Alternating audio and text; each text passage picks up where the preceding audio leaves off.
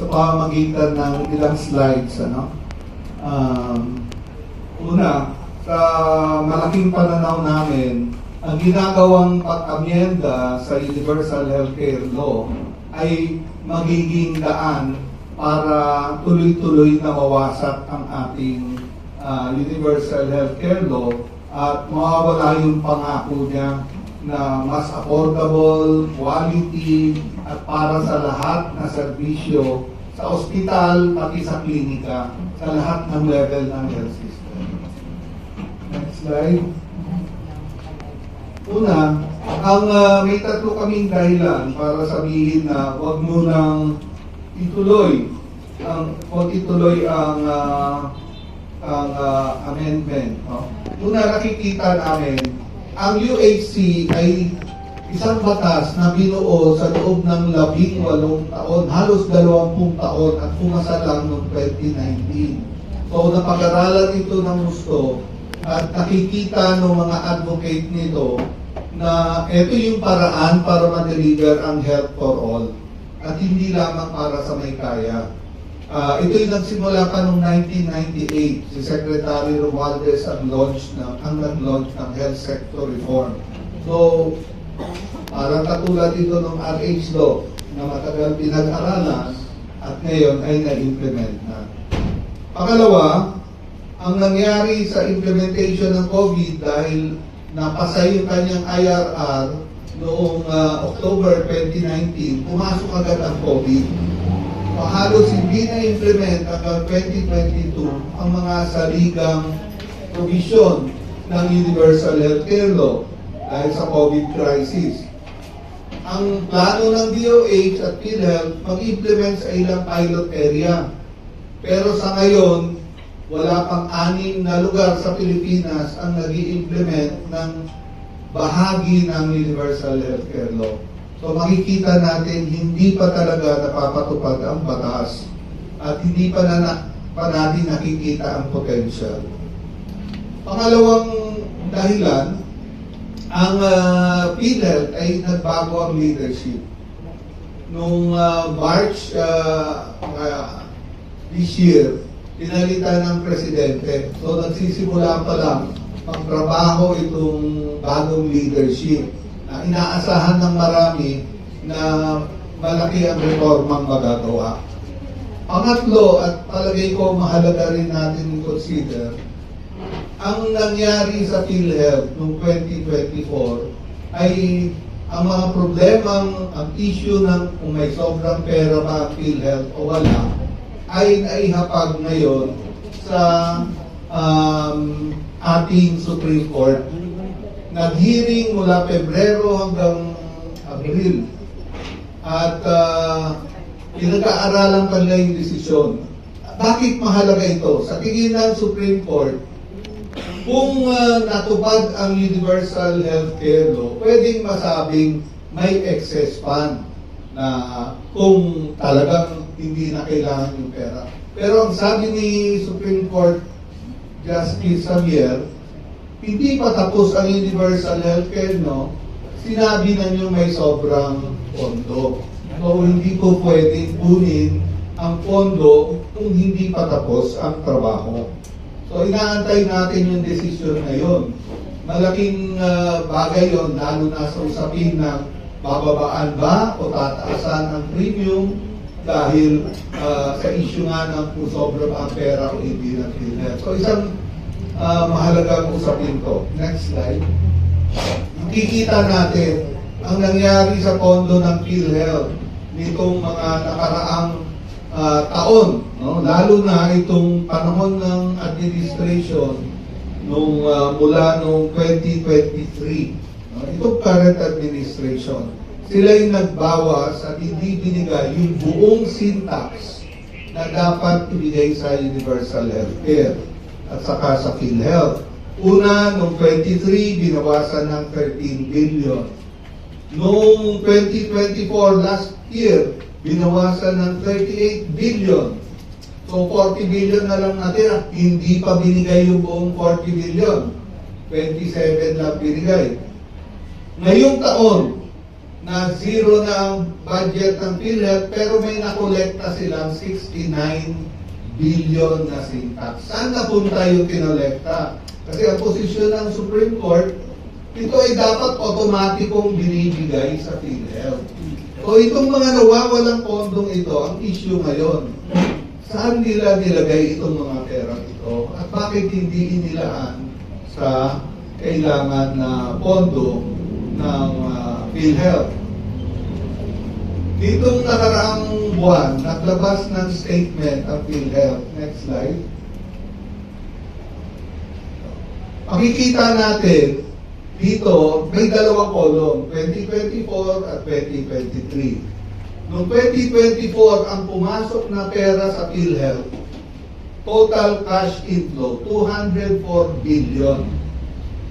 Yung lumabas na pera sa PhilHealth, numero uno, yung 60 billion na kinuha ng Department of Finance.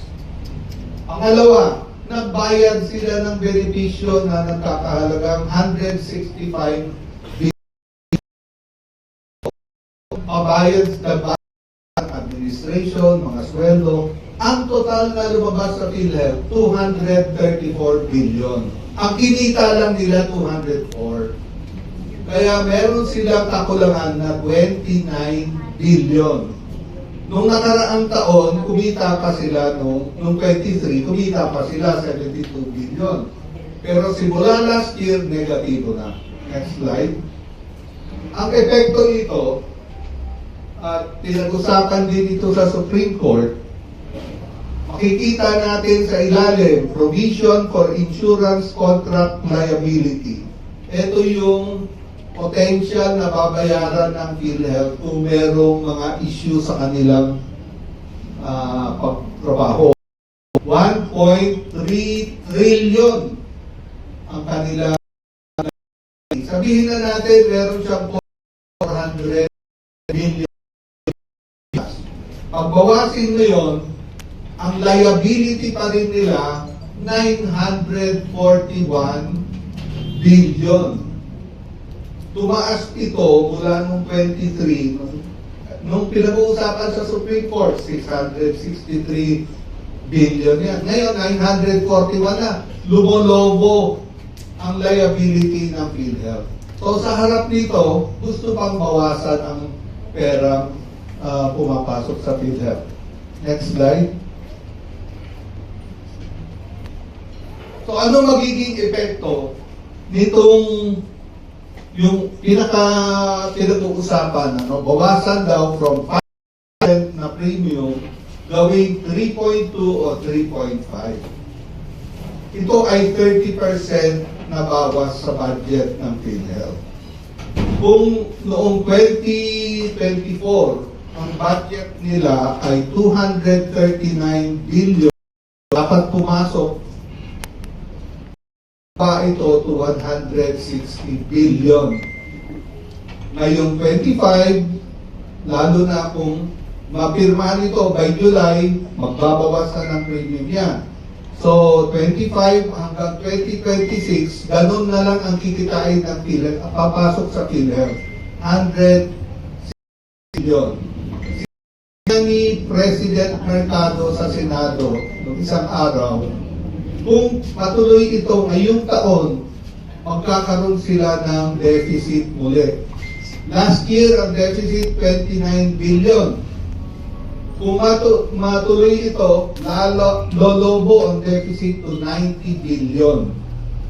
Anong mangyayari kapag palaki ng palaki ang deficit ng PhilHealth? Lalo na pag pumasok ang 2026.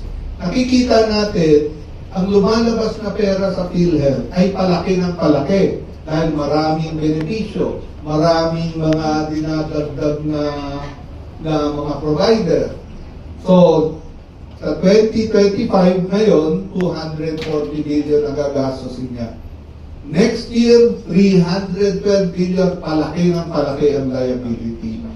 Pagdating ng 2026, hindi nakakayanin ng PhilHealth ang requirement sa batas na 2 taon na reserva. Isipin mo, 312 billion times 2, 624, yun dapat ang reserva niya. Bababa na yung reserva niya to below 300 billion. Hindi na niya matutuspusan ang susunod na taon. Kaya ihingi na ng ayuda sa gobyerno ang PhilHealth.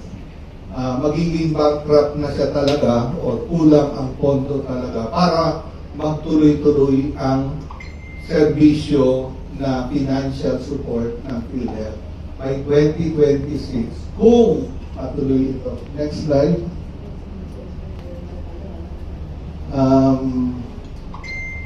Next slide. Ito yung SDG report. Bagsak ang health sa SDG ng Pilipinas. Report ito ng PSA. Yung pula pababa.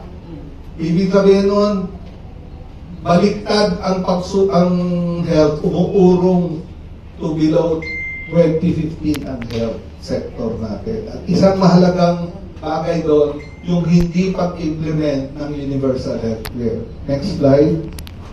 At dito mo makikita sa ilalim, yung mga pula, lahat yun, bagsak ang health doon. Lahat yan, communicable disease, TB, kahapon nag-declare ng emergency sa HIV. Lahat yan issue sa health na sana'y matutugunan ng maayos na sistema ng Department of Health, ng local government at PhilHealth. Lalo na yung sa baba, 100% active, walang gamot sa mga health nasa baba. Anong nangyayari na may konsulta package pero walang gamot? Oh? Kasi hindi maganda yung implementation ng ating universal healthcare system. Next slide.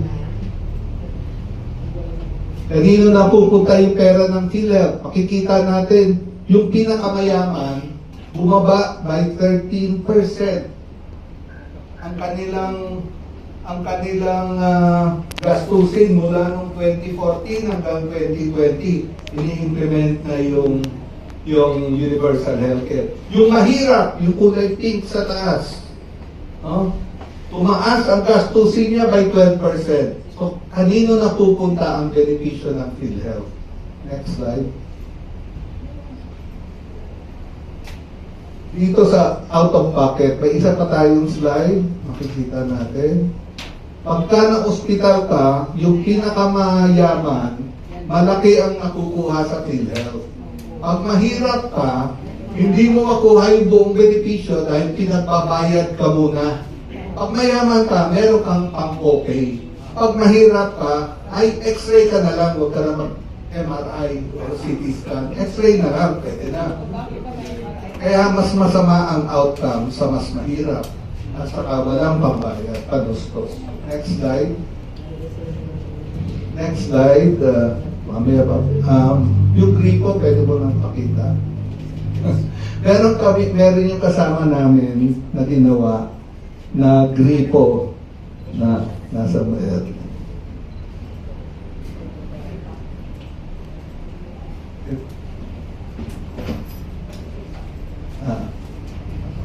Pwede naman namin ibigay, hindi ko lang mabasa yung mga slide. Ito ang gripo. So maraming, ang gripo ay pinopondohan dapat ng syntax at iba pang pondo. So yung tubig galing sa gripo pupunta sa PhilHealth para mabigyan tayo ng serbisyo. Kung ano-anong hadlang ang nangyayari. No, meron yung syntax, babawasan nila yung tax sa tobacco. Meron yung ano pa hindi ko binawi ng BOF yung 60 billion na mula sa reserve fund, no? Nag-zero budget si PhilHealth ngayong taon, no? At ngayon babawasan ang premium. Lahat ginigipit yung pondong pumapasok sa PhilHealth. Ang mahalaga rito, kung kulang ang pondo ng PhilHealth, hindi nila mabibigay yung karampatang benepisyo para sa mahirap, lalo na yung tinatawag na yung comprehensive outpatient benefit package. Yun ang maglalagay ng gamot sa health center. Yun ang maglalagay ng mga laboratory exam, mga gamot para sa senior citizen, mga diagnostic. na hindi natutupad ngayon dahil ang laki ng pera kailangan dito. Ang plano ng PhilHealth, 20 million taon-taon ang idadagdag sa konsulta. Kailan matatapos ang PhilHealth sa konsulta kung gano'n? 2030 pa. So, imbis na gawin agad, mag-aantay ka ng 5 taon. At kapag lalong ginigipit ang pondo, parang umaasa sa wala. At by 2026, baka wala ng pondo. At nitong umaga, nagsalita si Senator JB na nag-iisip siya na naririnig niya itong mga boses ng mga mamamayan. So sana patuloy siya makinig. Pag-isipan nila muli ang pagbawas ng premium.